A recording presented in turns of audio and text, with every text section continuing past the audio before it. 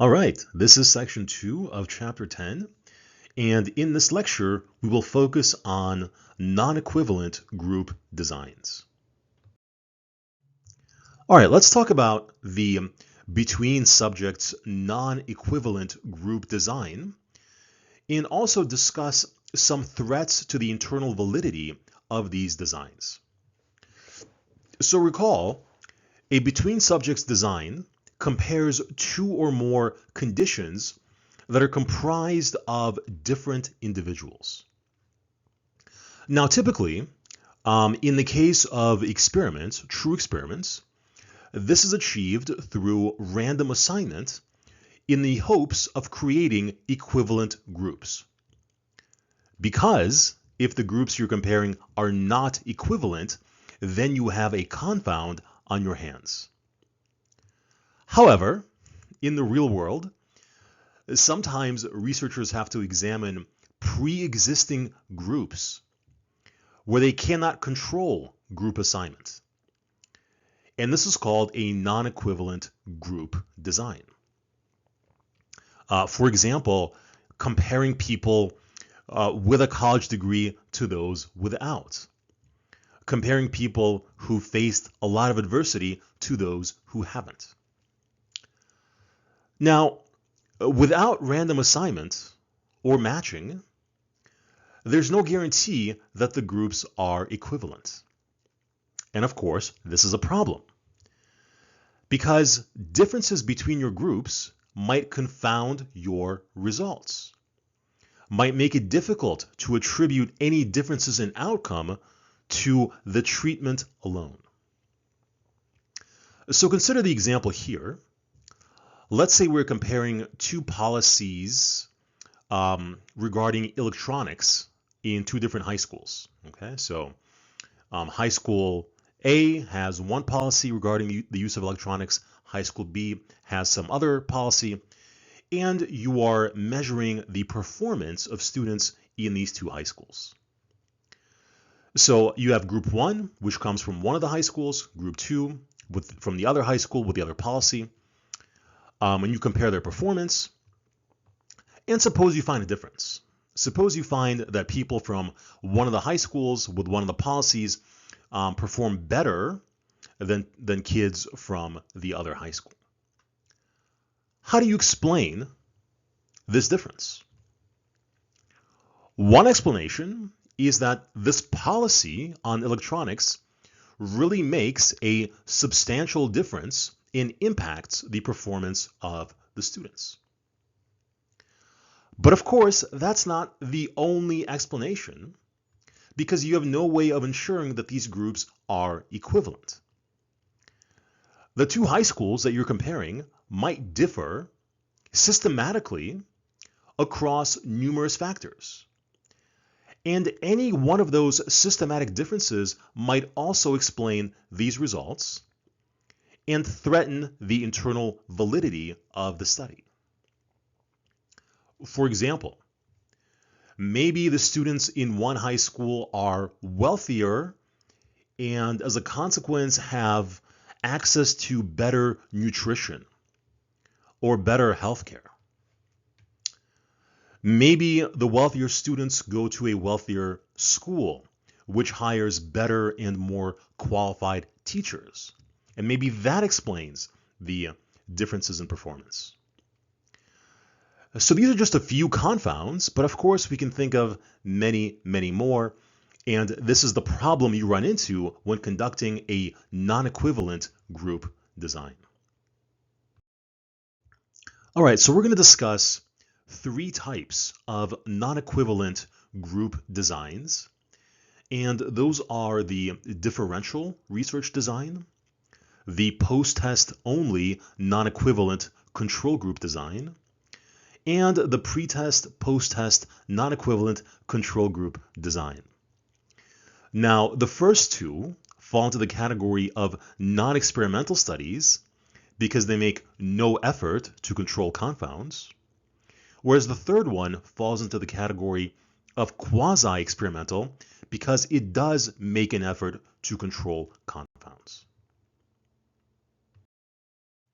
All right, so first is the differential research design, in which the goal is to examine and compare pre-existing groups. And a lot of the examples we've been using so far in this chapter fall into this category.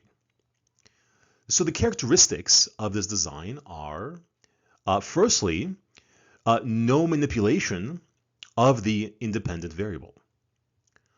Groups are pre-existing and defined by participant characteristics.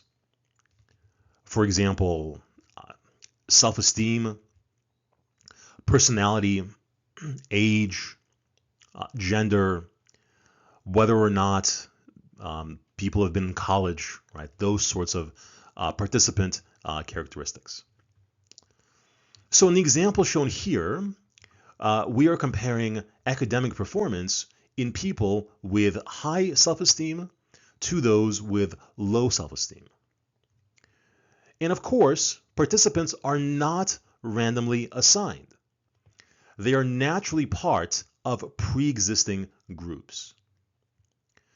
So this is often called an ex post facto design. And ex post facto means after the fact, because it examines differences that already exist, as opposed to differences that have arisen as a consequence of you manipulating some variable.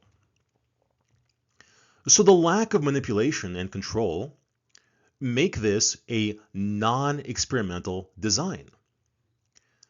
And any differences that you may find between these groups need to be interpreted with caution.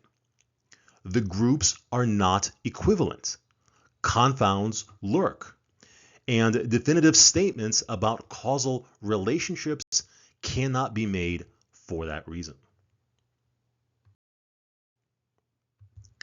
So next we have the post-test only non-equivalent control group design. And this design uses pre-existing groups, one of which serves as the treatment condition, and the other one as the control condition. So again, the researcher does not randomly assign individuals to groups. The groups are pre-existing. So an example here is a study that examined the presence of parks on social interaction. So there were two neighborhoods, and in one of the neighborhoods, a park was built, and that was the treatment condition, while the other remained parkless, and that was used as the control condition. And then afterwards, social interactions were measured in these two neighborhoods and compared. Now, of course, as we've been talking about in this chapter and previous chapters, there are all kinds of confounds here because these are pre-existing groups, and so they're non-equivalent. And these neighborhoods may differ in all kinds of other ways. Maybe socioeconomic status, maybe education level, maybe crime rates. And so all of those other factors can potentially confound the study and put into question any differences that you observe between these two neighborhoods following the building of the park. So the post-test only, non-equivalent control group design is useful for evaluating treatments in the real world where random assignment is not possible.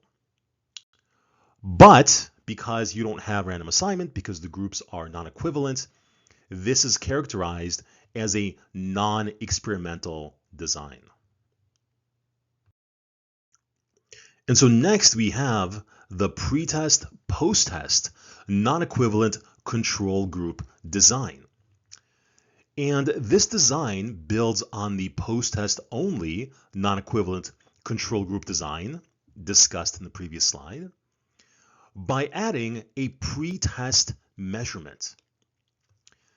And by doing so, it strengthens the ability to draw conclusions by addressing some of the threats to internal validity that are inherent in non-equivalent group designs.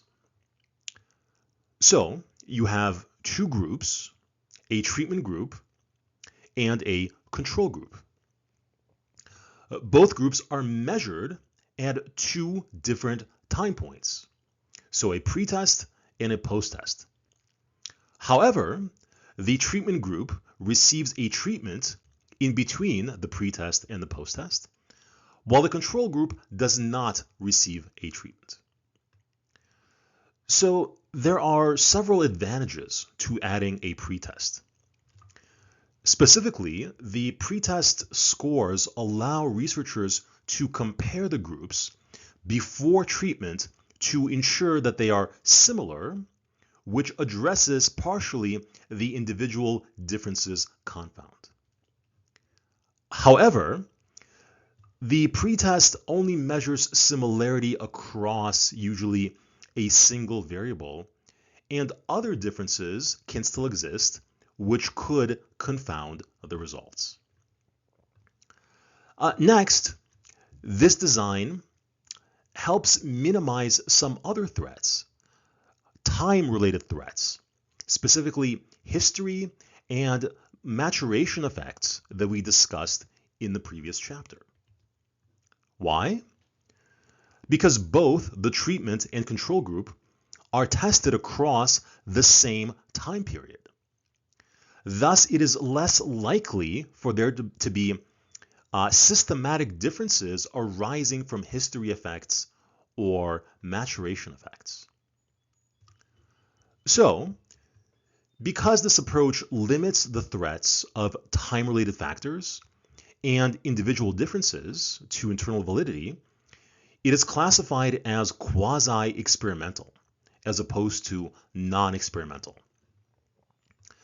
But being that it is quasi-experimental, it's still going to fall short of a true experiment because the groups may still differ in systematic ways, and the time-related issues, especially history effects, can still present confounds if they affect one group more than the other. Now, when this happens, this is called differential effects. Let me give you an example. Let's say you're comparing two different high schools. And let's say there's a bomb threat in one of the high schools causing tremendous, disruption and anxiety and stress, which affects the students in that high school and in that group, but not the other high school. So in this case, the history effects might still be present. So again, just to recap, the pretest, post-test, non-equivalent control group design, you have two groups, a treatment group and a non-equivalent control group. In both cases, there's a pretest. In both cases, there's a post-test. In between, the treatment group gets a treatment, the control group does not. And then the scores are compared. So just to review, here are three examples, one from each of the designs that we discussed in this section, comparing the same dependent variable, that of social interaction. So, imagine researchers measure social interaction comparing people from high socioeconomic neighborhoods to low socioeconomic neighborhoods. That would be an example of a differential research design. Next, imagine researchers measure social interactions in a neighborhood that received a park compared to a neighborhood that did not receive a park. So the park was built, then the neighborhoods were compared. That would be an example of a post-test only, non-equivalent control group design. And imagine, finally, a neighborhood receives a new park, and researchers measure social interactions before and after the park construction. Meanwhile, another neighborhood that did not receive a new park is also measured at the same time points. That's the control group. This would be an example of a pretest, post-test, non-equivalent control group design.